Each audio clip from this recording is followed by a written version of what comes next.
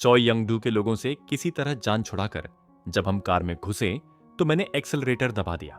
कहां जाना है यह भी तय नहीं था। ली तेगांग के घर नहीं जा सकते थे। डू यंगजे के घर ले जाना भी बेवकूफी होती। पैर स्पीड पर था लेकिन मंजिल कहीं नहीं। हन रिवर रोड पर गाड़ी दौड़ रही थी। दिल अभी भी तेज धड़क रहा था। सांसें पूरी तरह नॉर्मल नहीं हुई थीं। मैंने सामने देखते हुए कहा, तुम्हारे पास कहीं जाने की जगह है? सिर्फ सोल में रहना ही डेंजरस लग रहा था। जिस फैमिली ने चॉय यंगडू जैसे आदमी को सर्वेलेंस के लिए लगाया हो, वो अपने ही बेटे को सोल में ढूंढ नहीं पाएगी। ऐसा सोचना नाइव था। वो लोग ढूंढ लेंगे, चाहे लोगों को भेजना पड़े। एक बीट की चुप्पी के बाद उसने कहा, गैंगवन प्रोविंस चलो। मैंने स्टीयरिंग घुमाते हुए उसकी तरफ देखा। वहां क्यों? एक जगह जानता हूं। अचानक फ्यूजिटिव बनने की रियलिटी पर अपने आप एक गहरी सांस निकल गई। सब मेरी वजह से था, फिर भी कोई प्लान नहीं। किस तरह की जगह? मेरे कजिन का वेकेशन होम। उसके कजिन्स के बारे में मैंने कभी ज्यादा नहीं सुना था। बस इतना पता था कि बेहिसाब अमीर है। किम म्युंगजू ने कभी कहा था, ली तेगांग का घर फेम, ऑनर और इंटेलेक्ट को प्रायोरिटी देता है और उसके रिलेटिव्स सिर्फ वेल्थ को। ऐसे ही चले जाना ठीक है, डजंट मैटर। मुझे चिंता थी, बिना बताए जाना सेफ है या नहीं, लोकेशन जल्दी एक्सपोज तो नहीं हो जाएगी। फिर भी मैंने स्टीयरिंग घुमा दिया। सोल में रुकने से बेहतर था थोड़ा टाइम खरीदना। पकड़े तो वैसे भी जाना था, बस अभी नहीं। कार के अंदर इंजन की हेवी आवाज गूंज रही थी। कोई बात नहीं, एक अनकंफर्टेबल साइलेंस। एक हाथ स्टीयरिंग पर, एल्बो विंडो पर टिकाए मैं ठुड्डी सहलाता रहा। आगे सिर्फ अंधेरी रोड थी। कई बार मन हुआ उसकी तरफ देखने का, लेकिन मैंने खुद को रोका। इस सिचुएशन से एन्चांटेड होना मुझे मंजूर नहीं था। यह सब टेम्पोररी है। मामला सॉल्व होते ही मैं वापस उसी जिंदगी में चला जाऊंगा। उसके बिना मैं अडेप्ट कर चुका था। बस उसी टाइम पर लौटना है जब अडेप्ट कर रहा था। खुद के कॉन्ट्रडिक्टरी बिहेवियर से चिढ़कर मैंने जैसे एक लाइन खींच दी, इसका कोई मतलब नहीं है। मेरी ब्लंट आवाज के बावजूद उसका जवाब सरप्राइजिंगली शांत था। आई नो, बिना एक्सपेक्टेशंस के, बिल्कुल इमोशनलेस।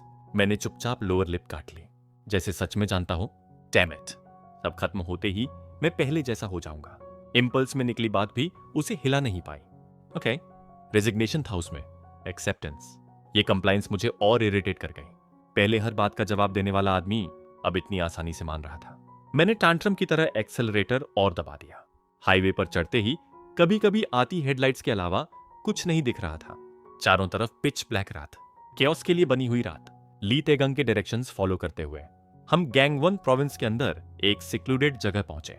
डिटैच्ड हाउस कहा जा सकता था, लेकिन साइज थोड़ा और होता तो रिजॉर्ट लगता। सामने फैला हुआ बीच, डैम नाइस। समुंदर की हवा चेहरे से टकराई। नमकीन स्मेल नाक के अंदर तक चली गई। पूरी तरह प्लेजेंट नहीं, लेकिन सफोकेटिंग चेस्ट को थोड़ी राहत जरूर मिली। लगभग 2 घंटे ड्राइव करने के बाद बॉडी अकड़ चुकी थी। मैं टेरेस पर बैठ गया। सोल से दूर आकर भी एंग्जाइटी पूरी तरह नहीं गई थी, लेकिन इतना तो था, थोड़ा टाइम मिल गया। ड्रिंक। टेरेस की ग्लास टेबल पर बियर का कैन रखा गया। मैंने उसे हैरानी से देखा। यहां यह भी है? कोई रेगुलर मेंटेनेंस के लिए आता है तो जल्दी पकड़े नहीं जाएंगे? ये कजन की प्राइवेट प्रॉपर्टी है, एल्डर्स को ज्यादा पता नहीं। उसने बियर एक ही बार में खत्म कर दी, और पहली बार मैंने उसके मुंह से यंग सुना था। यह सब मुझे पहली बार क्यों सुनने को मिल रहा है? तुम्हें जानकर क्या मिलता? उसके कोल्ड जवाब पर मैंने जीभ से दांत दबाए। फिर हल्की खोखली हंसी निकली। सही है, मैं तुम्हारे बारे में जानता ही क्या हूं। सार्केज्म लग सकता था, लेकिन सच था। इस इंसिडेंट के बाद एहसास हुआ, मैं कुछ भी नहीं जानता था। सिर्फ पसंद नापसंद, टेम्पर, हैबिट्स, असल जरूरी बातें कुछ नहीं। हाँ, उसने भौहें सिकोड़कर सांस छोड़ी। ब्यूटीफुल। व्हाट? Fucking handsome. मेरी भौं वैसे ही ट्विच कर गई जैसे उसकी होती है। फकिंग हैंडसम और फकिंग रिच भी। कौन? तुम्हारा कजन? या तो इसीलिए छुपाया था? मैं बहुत टाइम से कंफ्यूज था। सामने वाला आदमी है, मैं गे नहीं हूं, मुझे मैन में इंटरेस्ट भी नहीं, फिर भी तुम उस बास्टर्ड के पास है। क्या उस बास्टर्ड का मेल लवर है? ऐसे बास्टर्ड पर कैसे भरोसा करूं? उसने इरिटेशन के साथ बियर खत्म कर दी। तो असल वजह इनसिक्योरिटी थी। रिडिकुलस आदमी। मैंने बियर से अपना कंफ्यूजन निगल लिया। अजीब सी हीट महसूस हुई और एक लंबा एसआईपी ले लिया। फिर साइलेंस। तभी जैकेट पॉकेट में फोन वाइब्रेट करने लगा। स्क्रीन पर लिखा था बेक सुंघा सनबे। कॉल मुझे उठानी थी। मैं जॉब से निकाल दिया गया था, माफी मांगनी थी, लेकिन फोन मेरे हाथ से छिन गया। Call cut, power of. अगर उन लोगों तक पहुंचा, फोन ट्रेस हो जाएगा। एक कॉल से क्या हो जाता, रिकॉर्ड्स में आ जाता है। मजबूरी में फोन छुपा दिया। मेरी इरिटेशन उसने तुरंत नोटिस की। उसका हाथ बीयर कैन पर कस गया। मेटल डिस्टॉर्ट होने लगा। क्या कर रहे हो? व्हाट? इतना गुस्सा क्यों? तुम। वो रुका, फिर धीमी आवाज में, तुम बेक सुंगा के साथ थे? कंट्रोल की पूरी कोशिश, इसलिए अपसेट हो कि शायद मैं था? Forget it. वो खड़ा हो गया, नजर नहीं मिलाई। बियर कैन पूरी तरह क्रश हो गई। सेकंड फ्लोर पर एम्प्टी रूम है, जहां चाहो सो जाओ। डोर जोर से बंद हुआ। वो चला गया। नॉर्मली फाइट हो जाती, लेकिन उसने खुद को रोका। मैंने छाती पर हल्का मुक्का मारा। कब तक चल पाएगा ये सब? मैं जा सकता था, फिर भी नहीं गया। सेकंड फ्लोर पर कोई भी रूम चुना और डॉन तक जागता रहा। कहीं वो लौट कर ना आए। डोर की आवाज सुनकर ही नींद आई। सुबह समुंदर की स्मेल ने जगाया। विंडो से बाहर चमकता हुआ सी। आंखें चौंधिया गईं। कुछ पल के लिए बस देखता रहा। तभी पीछे किसी की प्रेजेंस महसूस हुई। अगर उठ गए हो तो आकर खा लो। दरवाजे के पास टिके हुए ली तेगंग की आवाज आई। ऐसा लग रहा था जैसे वो कब से मुझे देख रहा हो। खाना? तभी मुझे एहसास हुआ, कल शाम से मैंने कुछ नहीं खाया था। और उससे भी ज्यादा अजीब यह था कि सुबह उठते ही वो मेरे लिए खाना बना रहा था। कुछ महीने पहले तक यही रूटीन थी, इतनी फेमिलियर कि अब अनफेमिलियर लगने लगी थी। मैं डम्फाउंडेड सा बस पलकें झपकाता रहा। वो बिना कुछ और कहे सीढ़ियों से नीचे चला गया। मैंने बाल खुजलाते हुए खुद को उठाया। कल रात दरवाजा पटक कर जाने वाला वही इंसान, और आज सुबह ब्रेकफास्ट तैयार करता हुआ भी वही। नीचे उतरते ही स्पाइसी खुशबू नाक से टकराई। सीढ़ियों पर ही मेन्यू समझ आ गया। ये क्या है? तुमने तो खाने को बुलाया था। मेरी ब्लंट आवाज पर उसने रामेन का गरम बर्तन टेबल पर रखते हुए कहा, बस खा लो। इस वक्त रामेन भी फीस्ट था। और सच कहूं तो ली तेगांग का रामेन हमेशा से डेंजरसली अच्छा रहा है। रिच बॉय वाली उम्मीदों से बिल्कुल उल्टा। कितने पैकेट्स? 5। Well done. मैं कुर्सी खींचकर बैठ गया। एग्स? 5। परफेक्ट। चॉपस्टिक्स उठाते ही मैंने बिना सोचे नूडल्स मुंह में भर लिए। भूख के आगे कोई ऑकवर्डनेस नहीं टिकती, एटमॉस्फेयर अनकंफर्टेबल हो या नहीं। मेरा दिमाग बस खाने पर था। काफी टाइम से एपिटाइट गायब थी, लेकिन आज अजीब तरह से भूख लगी थी। रामेन अनयूजुअली अच्छा लग रहा था। मैं जैसे पोसेस्ड होकर खा रहा था। ली तेगंग ने यूटेंसिल उठाने से पहले ही रोक दिया। फ्रिज से पानी की बोतल निकालकर ग्लास में डाली। धीरे खाओ। टोन बिल्कुल स्कोल्डिंग मदर जैसा, लेकिन पानी आगे बढ़ाने का जेस्चर उल्टा था। तुम भी तो फास्ट खाते हो। मैंने आधा निगला हुआ रामेन मुंह में रखे रखे कहा। पता है, इसीलिए बोल रहा हूं, खाते वक्त मत बोलो, चोक कर जाओगे। नैगिंग। मैंने इग्नोर किया और खाता रहा। वो भी खाने लगा था, लेकिन सच में खा सिर्फ मैं रहा था। कभी कभी उसकी स्टेडी नजर महसूस होती तो मैं और तेज खाने लगता। आखिर में खाना बच गया। पहले हम 6 पैकेट्स भी मैनेज कर लेते थे। पेट फटने जैसा लग रहा था। मैंने बोल उठाने की कोशिश की, लेकिन उसने अचानक सब छीन लिया। मैं कर लूंगा। मैंने रोका, लेकिन वो बस बोला ठीक है, और चुपचाप डिशेस साफ करने लगा। ये काइंडनेस नहीं थी, ये नॉर्मल था। हमेशा वही पहले खाना संभालता था, हमेशा वही अनप्लेजेंट काम करता था।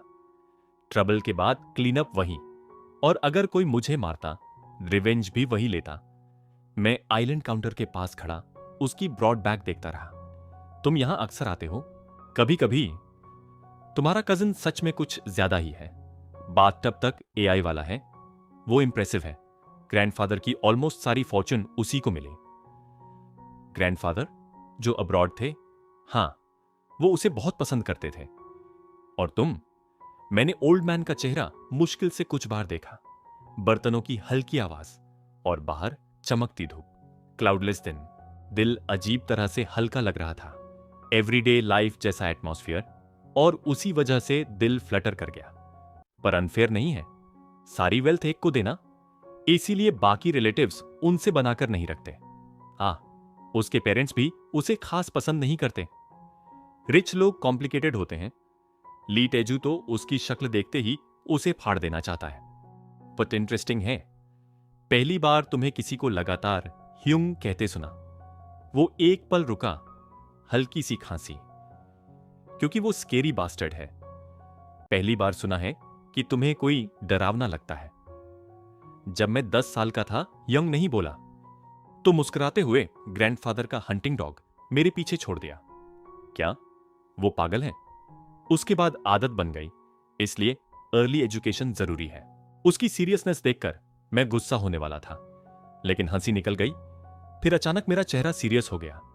खिड़की की तरफ देखते हुए बोला, हम यहां कितने दिन रह पाएंगे? भागकर आए थे, एंड तो था ही। पता नहीं, प्लान का हिस्सा नहीं था। तो ओरिजिनल प्लान क्या था? कल का सीन याद आ गया। चॉय यंगडू के साथ उसका कंप्लाई करना, जो वो लोग चाहते थे वही करना। उसकी आवाज फ्लैट थी, गिविंग अप वाली। अब भी इतनी बड़ी बात को वो लोग खुद कवर कर सकते थे, सिर्फ थ्रेट के लिए। सिर्फ उसी वजह से नहीं। उसने पानी बंद किया और मेरी तरफ देखा। उसकी काली आंखों में गहरी उदासी थी, क्योंकि मुझे लगा तुम अब मुझे नहीं देखोगे। मेरी उंगलियां ट्विच कर गईं। तुम घर छोड़कर चले गए, स्कूल छोड़ दी, तो लगा तुम अब मुझे नहीं देखोगे। आइसपिक जैसा दर्द दिल के पास आकर ठहर गया, क्योंकि सच में लगा तुमने मुझे अबैंडन कर दिया। उसका फ्लैट टोन और ज्यादा क्रूर लग रहा था। मैं बस होंठ दबाए रहा, तो कोरिया में रहने की भी जरूरत नहीं थी। उसके हर जवाब में ब्लाइंड सरेंडर था, जैसे वो मेरी वजह से अपनी जिंदगी भी छोड़ सकता हो। मैंने जबड़ा कस लिया। इतनी सी बात पर ऐसा करना समझ आता है? मैं तुम्हारे लिए क्या हूं? एग्जैक्टली तुम मेरे लिए क्या हो? क्या हो तुम मेरे लिए कि मैं तुम्हारे बिना जीना नहीं चाहता? वो सेंटेंस सीधे अंदर घुस गया, इंक की तरह बॉडी में फैल गया। मैंने सोचा था उसकी फीलिंग समझ ली है, लेकिन मैं बहुत पीछे था। जिद मत करो, तुम सच में सब कुछ एक्सेप्ट कर लेते सिर्फ मेरी वजह से। क्यों? तुम्हें बर्डन लग रहा है? मैं चुप रह गया। वो हल्का सा नॉड किया। वरी मत करो, मैं तुमसे रिस्पॉन्सिबिलिटी नहीं मांग रहा। वो पानी पीते हुए बोला, अगर इंटेंट वही होता तो शुरू में ही तुम्हें फोर्स कर देता। वर्ड्स आउटरेजस थे, लेकिन एक्शंस शांत। P low. टी मेरी तरफ बढ़ाई गई, गरम, कंफर्टेबल। मैं कप पकड़कर उसे देखता रहा और बिना सोचे पूछ लिया, तो पहले क्यों नहीं किया? यह सवाल खुद ब खुद निकल गया। इतना सब चाहने के बाद भी तुम बोल क्यों नहीं पाए? कप कसकर पकड़ते हुए मैंने उसे देखा। ब्राइट लाइट में उसका चेहरा साफ दिखा। वजन कम हो गया था और मुंह के पास हल्के ब्रूजेस, फेस्टिवल वाला पंच। मेरे जबड़े अपने आप कस गए। उस पल मुझे पहली बार समझ आया अंदर जलने का एहसास क्या होता है।